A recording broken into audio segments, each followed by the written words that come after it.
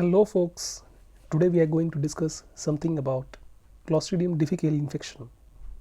Now this Clostridium difficile infection is most commonly being seen in the patients who are already being hospitalized, or more or less we can say it is most likely to be a hospital acquired infection. Now just quickly let's jump into the topic. To begin with, the Clostridium difficile bacteria, it is a gram-positive bacteria which is an obligatory anaerobe. That means it doesn't require oxygen to grow, and it is a spore forming bacteria, so it forms the spore. Now what is the pathology of the development of this Clostridium difficile infection? Now, since this bacteria is forming the spores very easily and it is being found in the hospital environment, in day-to-day practices we see the organism, so these spores can get easily lodged in the patients, and once the patient get these spores through the mouth or the nose, they generally pass through the GIT tract, and these spores can generally be easily survived in the gastric acid. Now from the gastric acid, these spores can go in the intestines and they pass through the intestines, and in the lower intestinal part they can colonize over here. So when they colonize, so colonization begins in the lower intestinal tract.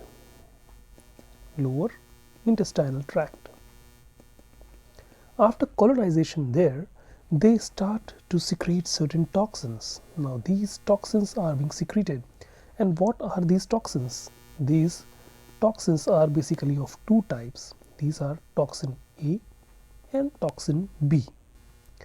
So the toxin A is generally the enterotoxin and toxin B is cytotoxin. What is the speciality of these toxins? So this toxin A, which is enterotoxin, it acts as a neutrophil chemoattractant. And this cytotoxin B is more virulent. This virulence has been independently shown in many studies that if the toxin A has not been produced in the bacteria, even then the toxin B can manifest the disease, right?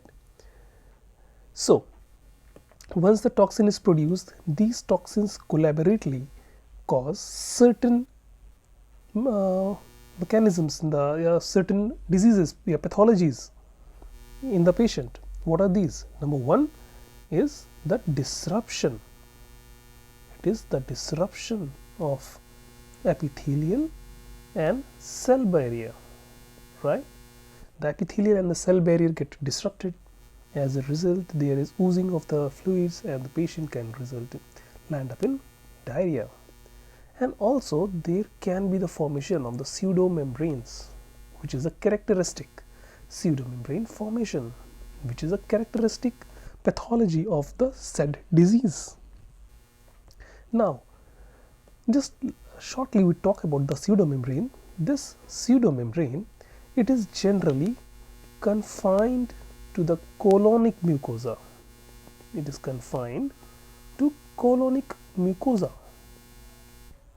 Right? Now initially they are in discrete patches like here and here, but finally they coalesce and they form the large plaque. This large plaque can involve the whole colon, and the confluence of the colon can occur, right? So this is generally, in short, the pathology of the Clostridium difficile bacteria. Now what is required for the pathogenesis of this bacteria.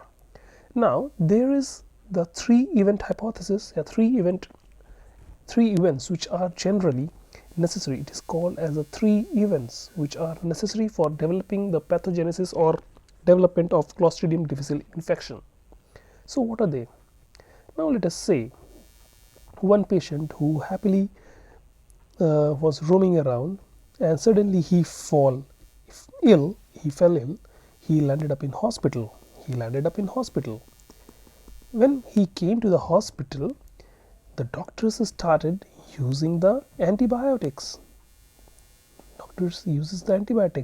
So this is the first hit, right? The first event, the usage of the antibiotics. Now what is the second hit?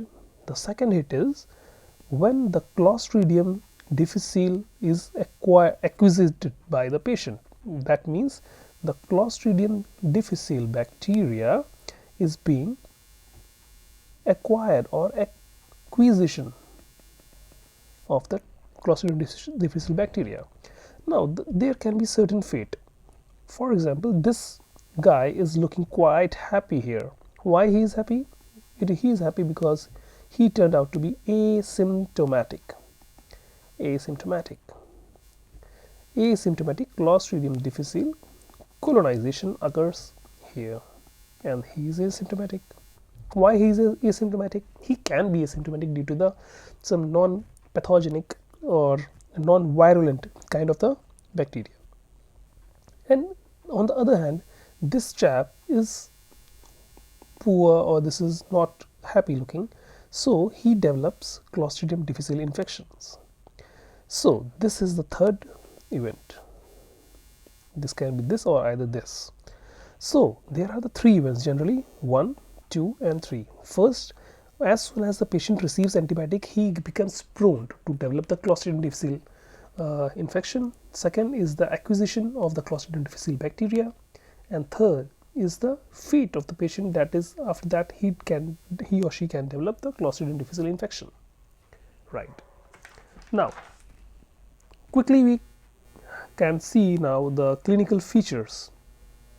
Coming to the clinical features of the Clostridium difficile infections. Number 1 is diarrhea. Right? We all know this diarrhea is generally never grossly blood stained. Never grossly blood stained. We can say bloody diarrhea is generally not seen, and it is, the consistency can be soft to watery to mucoid, or we can say the certain odor can be present in the bacteria in the stools of the patient. Number 2, patient can present with fever. Number 3, the abdominal pain is also the most frequent finding. Also we can say along with the fever there can be leukocytosis, which is generally more than 15,000. The TLC, the total leukocyte count, is more than 15,000 per cubic mm. Or the 4th is the dreaded complication of that Clostridium difficile infection. It is a toxic megacolon. Now these all are the clinical features. Now we are knowing how the Clostridium difficile bacteria enters, what is the toxins, what it can do, what is the pathogenesis, and now let's quickly come into the diagnosis part. How to diagnose, how to make the diagnosis of the patients of the Clostridium difficile infection. For making the diagnosis of this disease, there are 2 parameters are needed. Number 1 is the clinical parameters. The clinical criteria should have to be fulfilled, and number 2 is the detection of, or we can say, in spite of detection, we can say there's some lab parameters. Now quickly coming to the clinical criteria. This clinical criteria are: the patient should have to have diarrhea. Diarrhea is defined as 3 or more stools which are unformed, not properly formed, unformed stools for more than or equal to 2 days. This is the diarrhea, and diarrhea should not have without any recognized cause, right? So patient should have to have diarrhea with more than or equal to 3 unformed stools for more than 2 days and without any recognized cause for the diarrhea. Coming to the lab parameters, we have to detect toxin A or toxin B in stools by any of the methods, which are: number 1, nucleic acid amplification test, NAT, the cultures, or endoscopy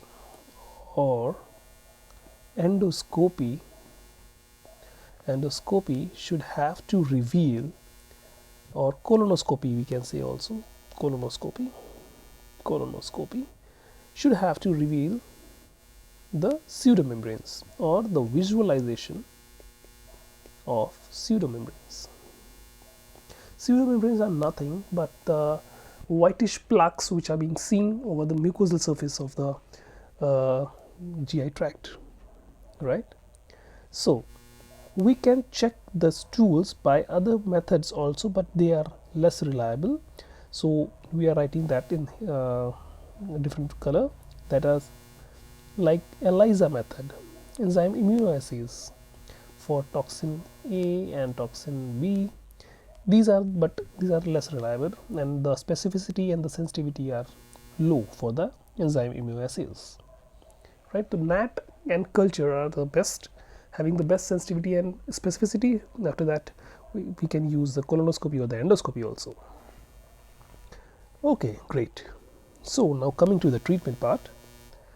Treatment part is, straight away we have to discontinue the current or the ongoing antimicrobial, right? The antimicrobial should have to be discontinued. We have to maintain the hydration in the patients, and as the patient is in diarrhea, we have to avoid the antiperistaltic drugs, right? Antiperistaltic drugs or opioids. Why is it so? The antiperistaltic drugs like loperamide, risperidone, these have to be avoided because they can ultimately build up the toxins in the body. Similarly, opioids. The opioids can cause the constipation, and it will lead to decreased motility of the gut. So it will increase the level of the toxins in the body. After that, but yes, there is one condition where the antiperistaltics can be used, that is when we are using them with the vancomycin or metronidazole as a treatment part, or metronidazole. They can be used over here, right? So now coming to the proper treatment of the Clostridium difficile infection is, now we have to categorize the patient according to the episodes or the incidences. If it is the initial episode with mild, moderate, or severe category, right? Straight away we have to use the treatment or the drugs, that is tablet fidaxomicin,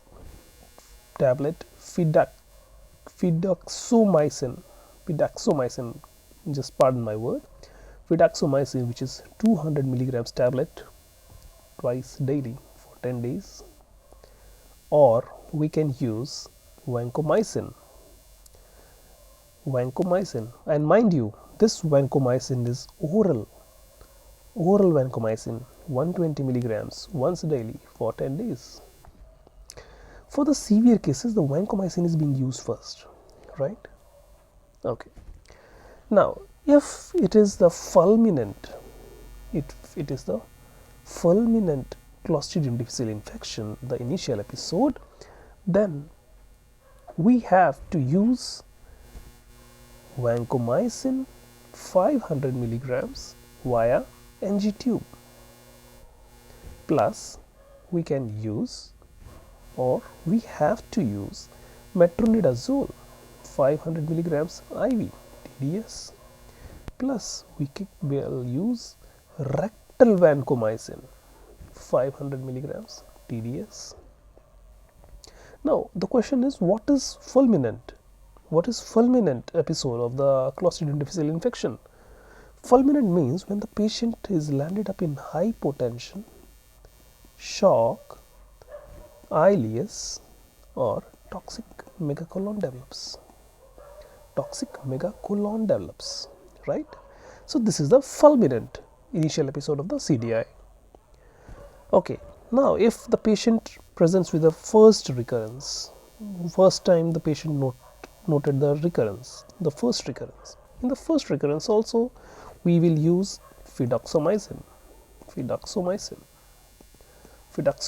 200 milligrams twice daily for 10 days, or vancomycin 125 milligrams, mind it is again oral, once daily for 10 days.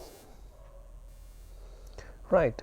So now the question comes, if there are the multiple recurrences,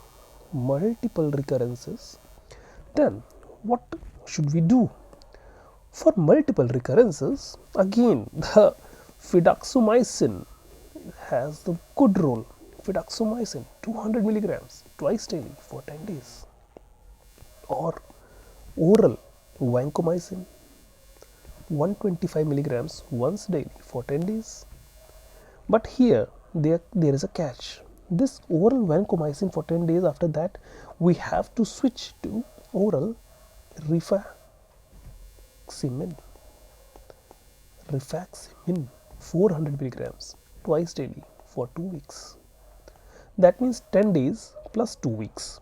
It comes to be 14 plus 10, that is total of 24 days of treatment, right?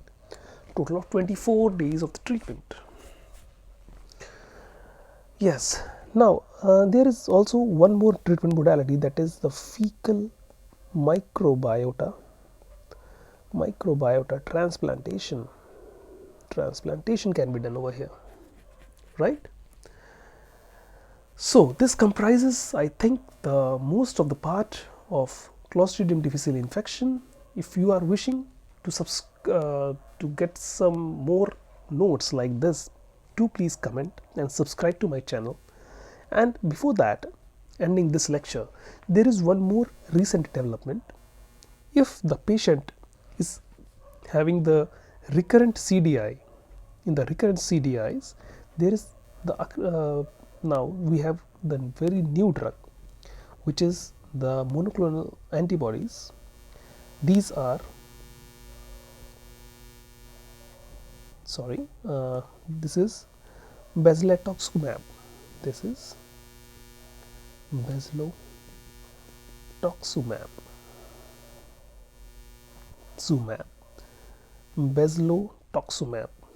Bezlotoxumab is being used in the patients who develop recurrent Clostridium difficile infections and are on treatment with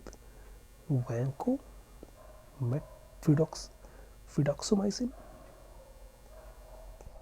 So these patients have better outcome with the use of the new drug, that is bezlotoxumab. It is being used in the dose of 10 milligram per kg IV. So this is the recent development. So I hope this lecture has been useful to you, and if so, please do subscribe to my channel and comment, and best of luck.